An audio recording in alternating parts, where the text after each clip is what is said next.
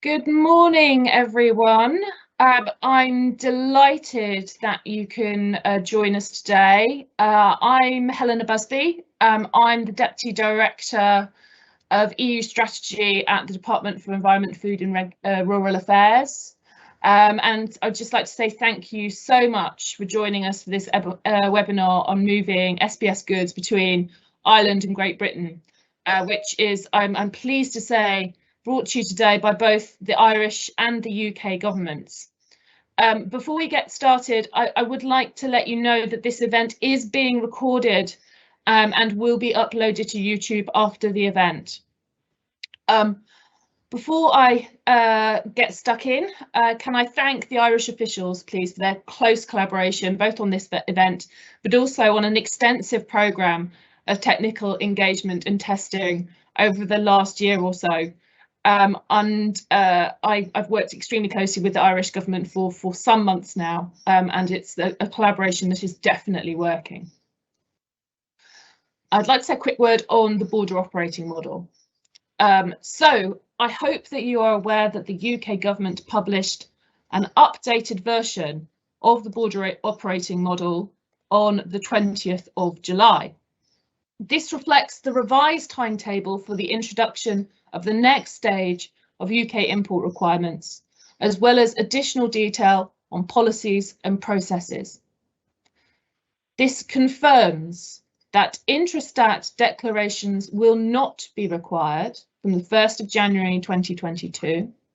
And additionally, there is increased guidance on the phasing out of EU identity cards for movement of people on the 1st of October 2022. You can find the border operating model on .gov.uk, and there is a section in the introduction which sets out what is new and what is changed, and I recommend that all of you take a look. So I will briefly run through what you can expect from this morning's session. My colleague Ella Beckett will give a presentation on the phased introduction of SPS import controls, which are coming into effect from the 1st of October. This will be followed by a demonstration of how to submit a pre-notification on IPAFS, our national system for notification of the arrival of SPS goods into GB. You'll then have around half an hour for Q&A, and we'll try to get through as many questions as possible. I understand quite a few of which have been submitted in advance. At around 10 o'clock, we will hand over to Louise Byrne, Head of Brexit and International Trade Division at the Department of Agriculture, Food and the Marine, to hear some reflections on how trade between Ireland and GB has been since the 1st of January and Ireland's preparations for the next phase of GB import requirements. Lorna Mearney, Head of Veterinary International Trade Division at DAFM, will then update on the testing and internal trials which have been carried out and key learnings to ensure minimal disruption to supply chains. There will then be half an hour for questions for Irish government officials. One final housekeeping point. If you would like to ask any questions during the webinar, please can you use the comment box. And I will now hand over to Ella Beckett. Thank you very much, Helena. Good morning, everyone. Great to be with you today. As Helena said, my name is Ella Beckett and I work for the Department for Environment, Food and Rural Affairs, and I lead the team responsible for working with EU member states to manage and resolve readiness issues. So today I'll be taking you through the UK government's timetable for the phased introduction of controls on sanitary and phytosanitary goods being exported from the EU to Great Britain. And as we know, these sessions, we always want to answer a lot of questions, so I'll not be able to cover everything in detail, but you will receive this slide pack after the event today to read in your own time. So we have received some questions in advance of this session, which we'll address after my presentation. And as Helena said, please use the chat function to indicate any area where you would like more clarification. And what we'll do is we'll try and respond in writing after the event if we don't have enough time to get through all of them during this session. Next slide, please. So In the interest of time, I'm not going to run through the existing sanitary and phytosanitary controls that come into force from January this year, but if you would like a reminder, the details are included here in this slide pack, which will be shared for you. So if possible, can we move straight to slide 6, titled SPS UK announcement 11th of March? Perfect, thank you. So this slide gives you an overview of the timeline for all of the import controls coming in for SPS products from October of this year until March 2022. And I'm going to take you through these in more detail, starting with the controls of products of animal origin. So next slide, please. So to clarify what I mean by products of animal origin, it is any product that has come from an animal and that is eaten by humans. So this includes things like dairy, meat and fish.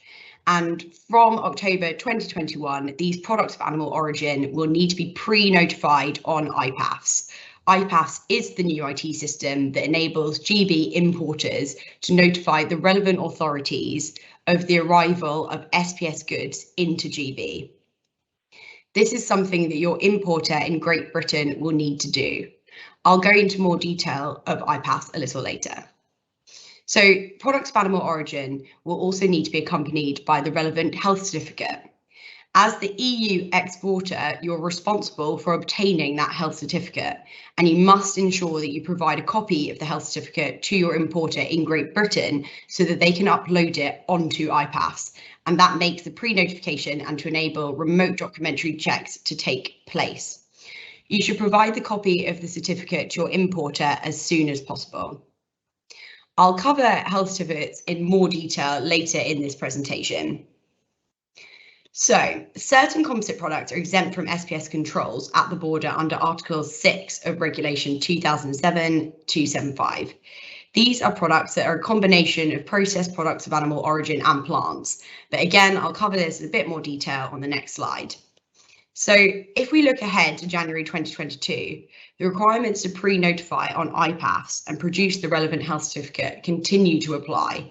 However, these products must also arrive at an established point of entry with an appropriate border control post for that product. So next slide, please. I will now be looking at composite products in a bit more detail, as this is an area that we often receive many questions about. Composite products are foods that contain both processed products of animal origin, POAO, and products of plant origin, and where the processing of the primary product is an integral part of the production of the final product. So to give you an actual example of what that can mean, that could include a ready meal lasagna or mayonnaise if it contains more than 50% egg. So composite products must follow the stage requirements of POAO that I've just set out. However, there are a few exemptions. Some goods are exempt if they contain less than 50% processed animal product, no meat product, and if they meet the requirements set out in legislation. If your goods contain any meat product or more than 50% animal product, they must be pre-notified using IPAFS, accompanied by a health certificate, and follow the phased approach set out for products of animal origin. Next slide, please. The controls for animal byproducts are very similar to those of products of animal origin. So from October 2021, animal byproducts not for human consumption must be accompanied by an export health certificate or other official documentation and pre-notified on IPAFS before arrival at the border. So only products with certain CN codes will need to enter via border control posts from January 2022. Importers will therefore need to check if the CN code for their product is listed in Regulation 2019-2007 in order to determine whether their commodity must be imported via a point of entry with an appropriate BCP, border control post. It is important to note that animal byproducts include everything that comes in from an animal that is not for human consumption. So that includes skins or hides from the slaughterhouse process, So if you do trade in these products, I would advise you to look at these slides in a bit more detail after today's event. If we can now move on to the next slide, please. Since January of this year, live animals and germinal products have been required to pre-notify using IPAFS at least 1 working day before the expected time of arrival at the point of entry, and animals had to be accompanied by a health certificate. Your importer in Great Britain must supply the EU exporter or official veterinarian with the unique notification number that is produced when the importer pre-notifies the UK's Animal and Plant Health Agency about the import via IPAFS. As the exporter, you must add the unique notification number to the commercial documentation or health certificate. Physical checks on live animals are carried out at destination.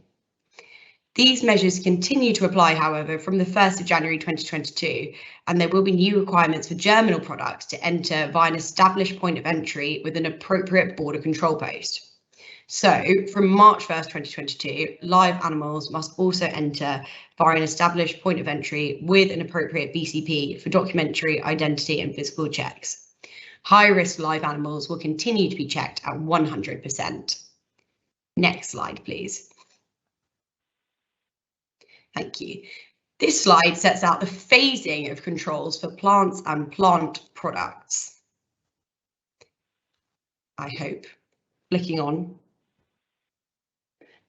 So currently, only high priority plants are subject to import controls, and the next set of changes you need to be aware of are those coming into force from the 1st of January 2022, when high priority plants will no longer undergo physical and identity checks at places of destination.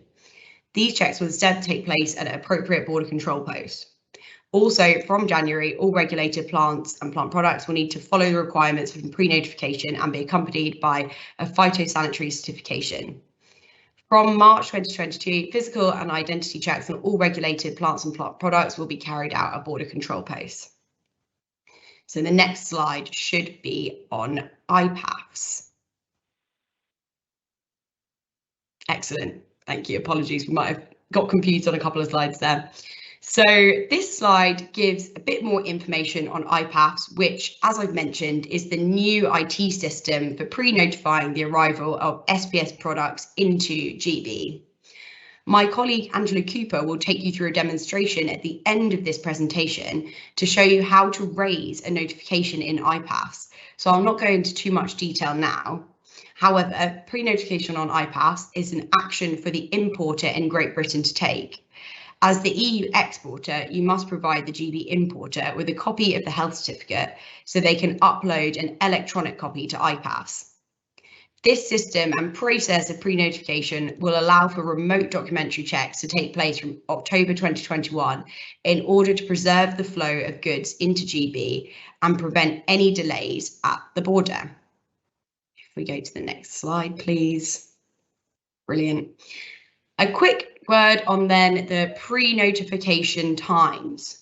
So for the movement of live animals, the importer of Great Britain will need to pre-notify on IPAFS at least 1 working day in advance of the goods arrival at the point of entry.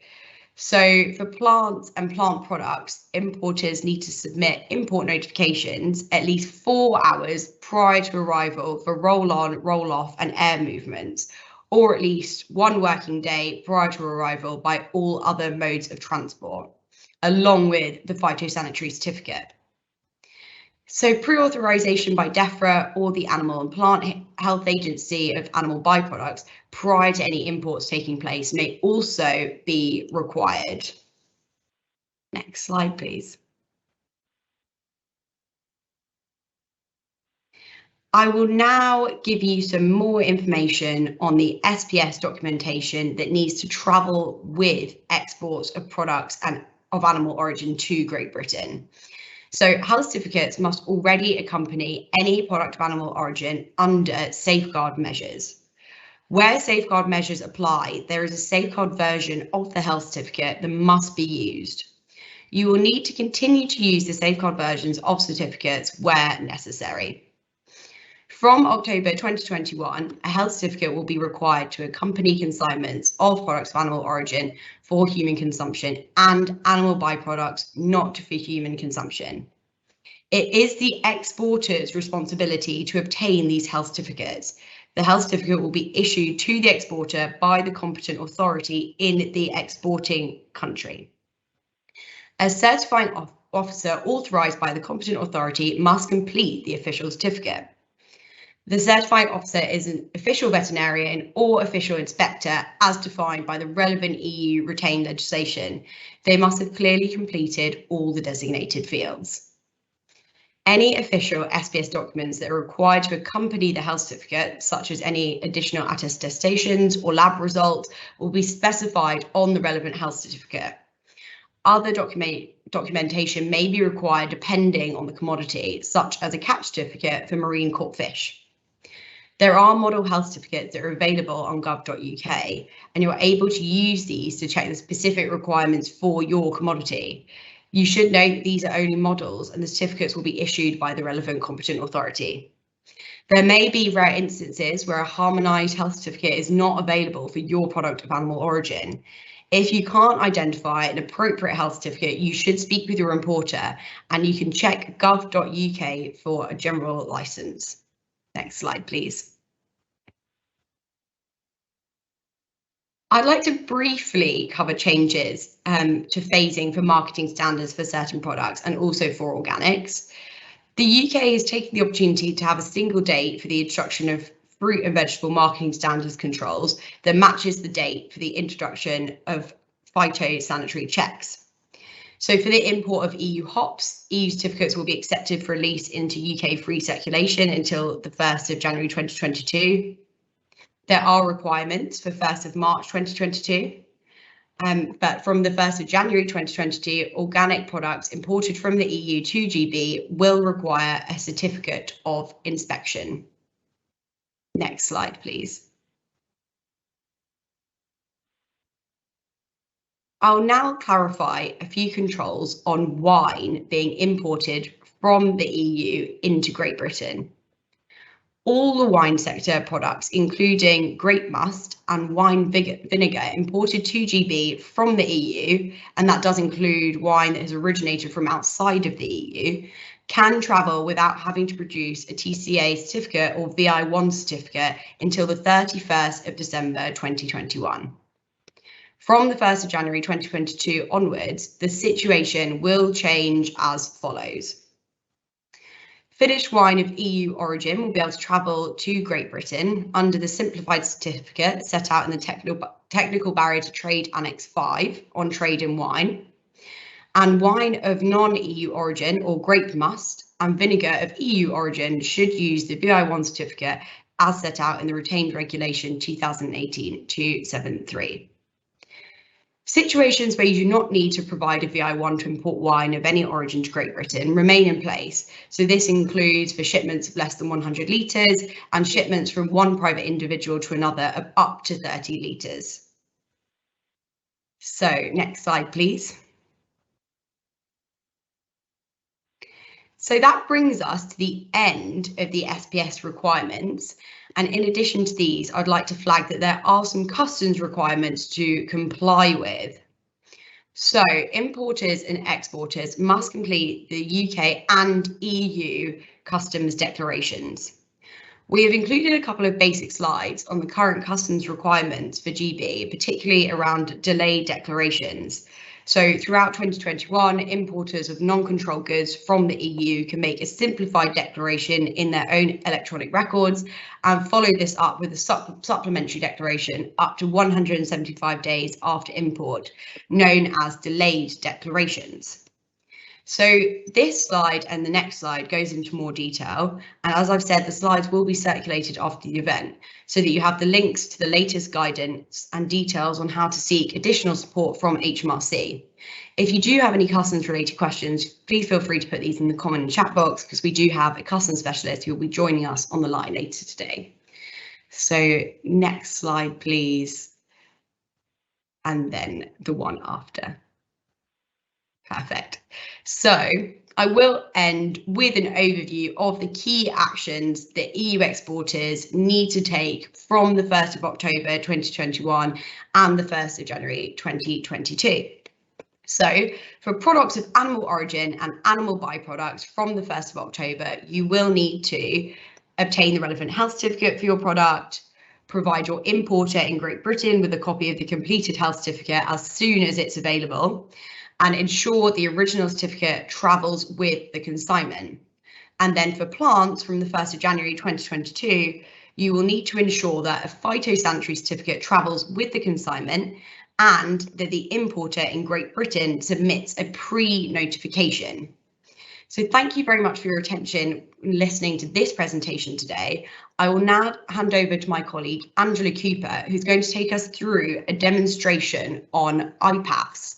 So welcome, Angela. Good morning, everyone, and thank you, Ella. I'll just start to share my screen.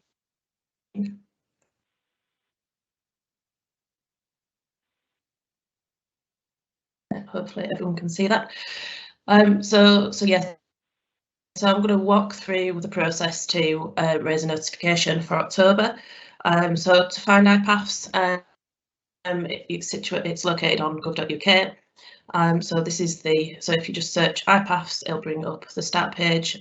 So if you scroll down to the bottom of the page, you'll find the Start Now button. So you just click that and then it takes you through to IPAFS.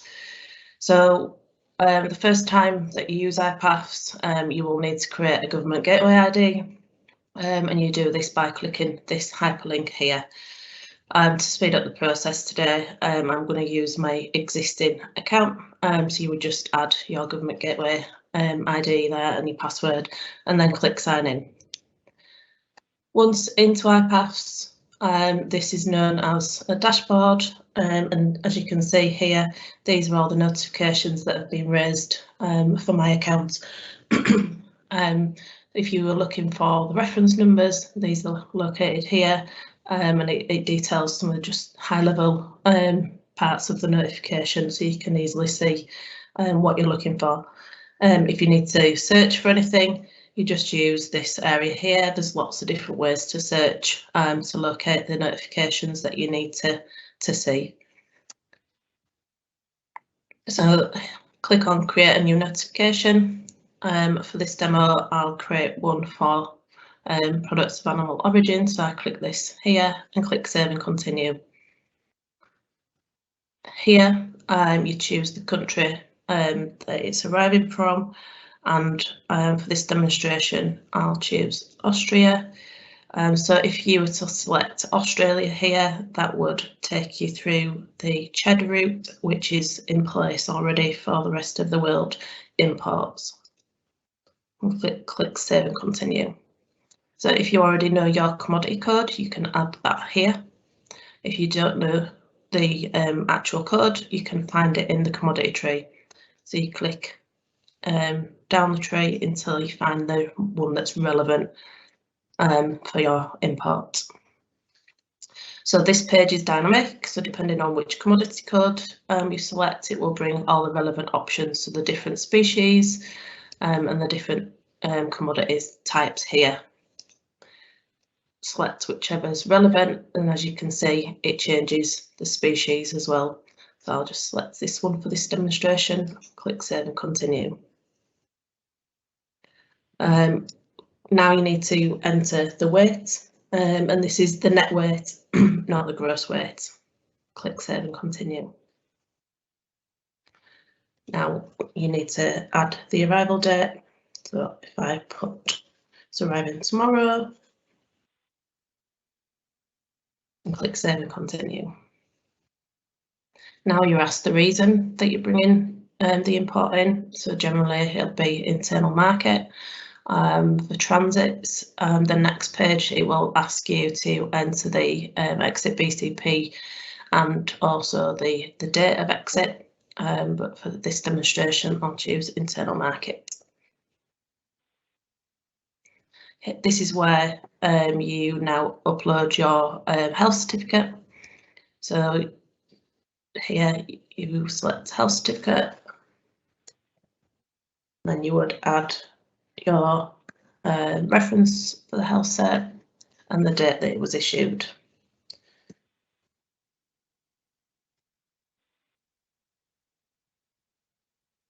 And then you would click Add Attachment, and it'll take you to your desktop to find the document. Please make note of the different rules. If it's too big or in the incorrect format, then it won't allow you to upload it. So click Choose File.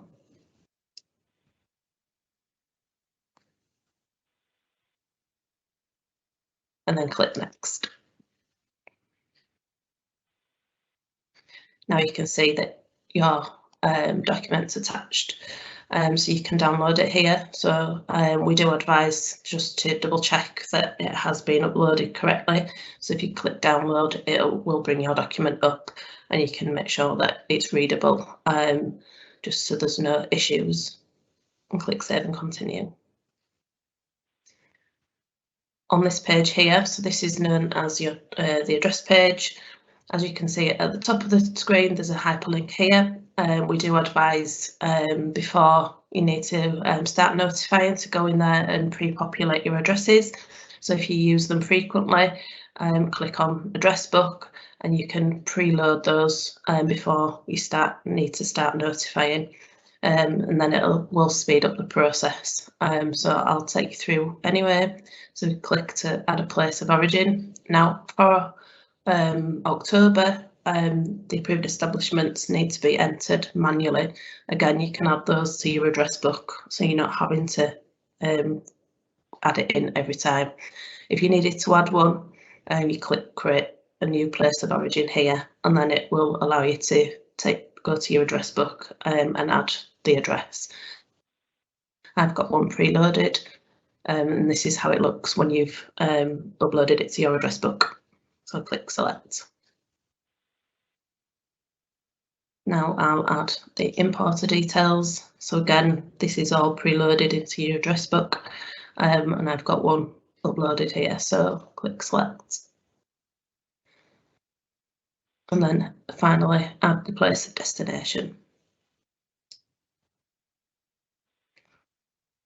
So now you can see all the addresses are populated, and click Save and Continue. So this is where you add your port of entry. So this is a mandatory field, but please make sure that you use the correct spelling. And click Save and Continue. So this is your final page. So this is your review page. So as you can see here, this has used all my registration details, so there's no need to populate anything on there. So if there is anything wrong, so like you've used the incorrect email address, you can click on Manage Account at the top, where you can update your details. So this is your final step to be able to review the information that you've entered. As you can see all across down here, you can click Change and it will take you back to the notification to change it. So this is the point that you now complete, so I click Accept and Send. So one of the areas, so we obviously sometimes you don't have the health certificate when you need to create your notification, so you can go back in to IPAFS at a later point and add that in if you don't have it immediately. And so when you update your notification, this version number here will change to version 2.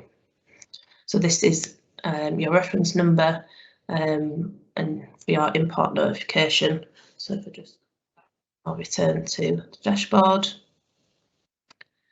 and if I enter that here, you can see that's my notification here.